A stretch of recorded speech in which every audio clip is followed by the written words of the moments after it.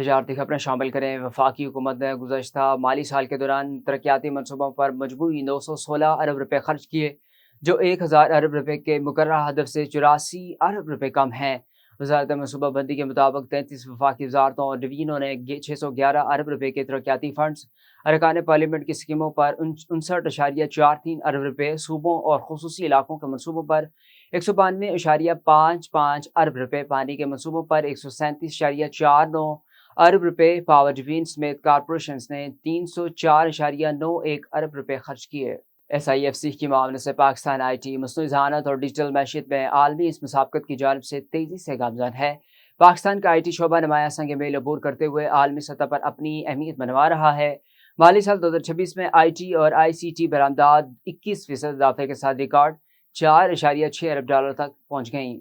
FBI نے چھوٹے دکانداروں کے لیے خصوصی ٹیکس طریقہ کار کا نوٹیفیکیشن جاری کر دیا۔ میڈیا رپورٹس کے مطابق FBI کی جانب سے جاری نوٹیفیکیشنز کے مطابق سالانہ 20 کروڑ روپے تک کاروبار کرنے والے انفرادی دکاندار اسکیم سے فائدہ اٹھا سکیں گے۔